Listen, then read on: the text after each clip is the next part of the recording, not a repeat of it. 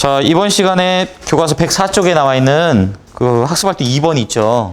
거기 보면 서술어의 자릿수에 관련된 이야기인데, 서술어의 자릿수 저 학습활동 문제에 보면 정의가 나와 있어요. 보면은. 그죠? 여기 서술어가 필수적으로 요구하는 문장 성분. 이게 서술어의 자릿수죠. 그죠? 그래서 여기를 여러분들이 지금 밑줄도 다시 한번 쳐 놓으세요. 자, 그래서 서술어가 뭐냐에 따라서 그 문장에서 요구하는 성분이 개수가 다르다라는 거예요. 그래서 서술어가 뭐냐? 밑줄이 쳐져 있죠. 이 서술어가 요구하는 문장 성분들을 우리가 한번 살펴보자는 거예요. 자, 답을 열어놓고 한번 보자. 자, 피다 같은 경우에는 주어만 있어도 되죠. 꽃이 피다. 그래서 주어만 있어도 되기 때문에 하나만 있으면 돼요. 그래서 한 자리 서술어. 이렇게 되는 거죠. 그 밑에 것도 마찬가지입니다. 나는 아이가 아니다. 여기서 아니다는 여러분들 지난 시간에 기억하죠? 되다 아니다 바로 앞에 있는 것의 문장 성분은 뭐예요? 이 가가 붙은 경우 보어죠? 그렇죠? 그래서 되다 아니다 같은 경우에는 주어 이외에 보어도 요구하는 서술어죠. 그래서 서술어가 뭐냐에 따라서 그런 거죠. 자, 그래서 두 자리 서술어입니다.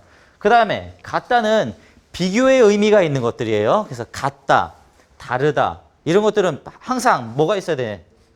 주어 이외에 누구와 같다, 누구와 다르다. 그렇죠? 요게 필요하잖아요. 뭐뭐와 요게 필요하죠. 이게 필수적 부사어라는 거죠. 그렇죠? 좀 전에 정리를 했는데 필수적 부사어를 요구하는 서술어들이 있습니다. 여기 같다, 다르다 같이 비교의 의미를 지닌 서술어들은 필수적 부사어를 요구해요. 이런 것도 좀 알아둘 필요가 있죠. 그래서 주어랑 부사어라고 썼는데 정확하게는 필수적 부사어죠. 그죠? 그래서 두 자리 서술어입니다. 자, 그 다음에 사랑한다는 나는 사랑한다. 근데 누구를이 없잖아요. 누구를이 필요해요. 그래서 이런 경우에는 사랑한다 같은 서술어는 주어 이외에 목적어를 요구하죠. 그래서 두 자리 서술어. 됐죠? 자, 그 다음에 보내다. 보내다 같은 경우에는 주어 이외에 무엇을 보내는지, 누구에게 보내는지가 다 필요하잖아요.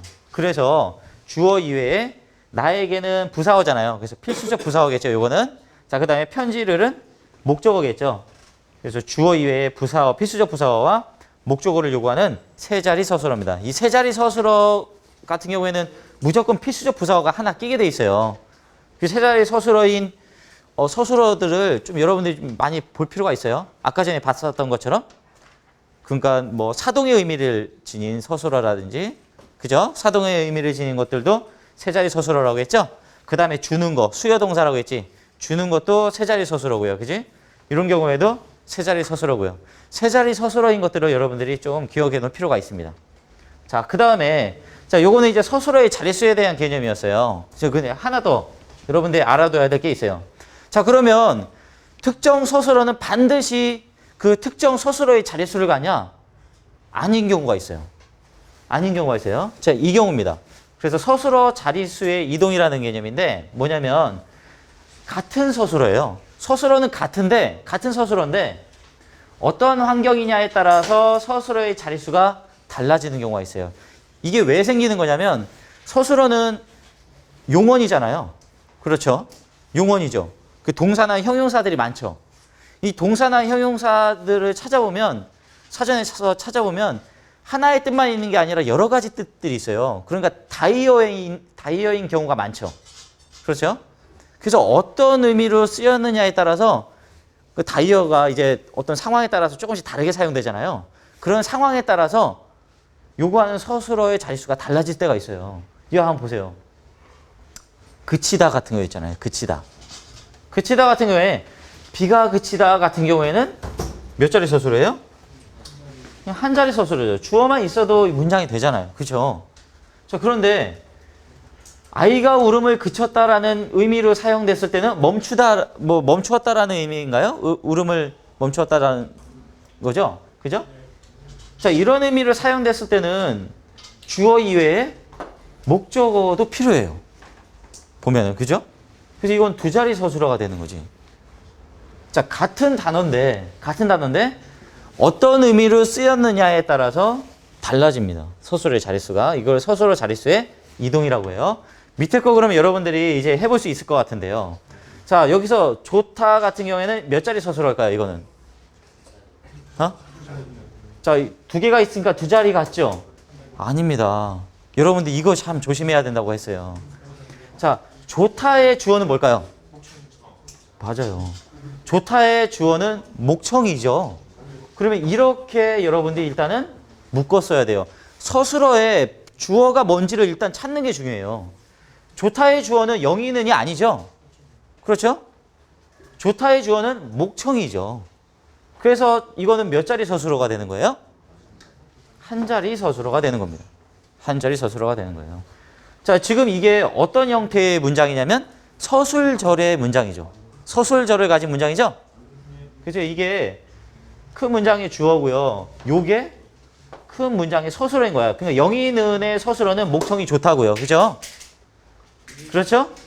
이 안의 문장, 이 서술절에서 주어는 목청이고 이 목청이의 서술어는 좋다인 거죠. 이해되죠, 요거? 지난 시간에 정리를 했었잖아요. 자, 그래서 여러분들 이렇게 나와 있다고 단순히 이 좋다는 두 자리 서술어다 이렇게 해버리면 여러분 틀립니다. 자, 그래서 요거 하나를 넣어본 거예요. 이런 것들을 여러분 좀 알아둘 필요가 있어요. 자, 좋다의 서술어는 주어는 목청이인 거예요. 영이는이 아니라. 자, 그런데 이런 경우 보세요. 어떤 효과가 있다라는 거죠. 차는 몸에 좋다라는 거는. 그죠? 자, 이럴 때는 뭐가 또 요구가 되냐면 필수적 부사어가 또 필요해요. 그래서 두 자리 서술어입니다. 됐죠? 그 다음에 차가 멈추었다 같은 경우에도 차가 멈추었다 하면은 그냥 하나만 있어도 문장이 되는데 경찰이 차를 멈추었다. 뭔가 그 멈춘 주체가 생기면은 목적어가 또 생긴단 말이에요. 두 자리 서술어가 되는 거예요. 그 다음에 달이 밝다. 밝다 같은 경우에는 주어만 있어도 되거든요. 자, 그런데 다른 의미죠? 화나다 이런 뜻이 아니라 이거는 어떻게 잘 알고 있다라는 뜻이잖아요. 이럴 때는 또 뭐가 또 필요해요? 보니까 필수적 부사어가 또 필요하네요. 그래서 두 자리 서술어.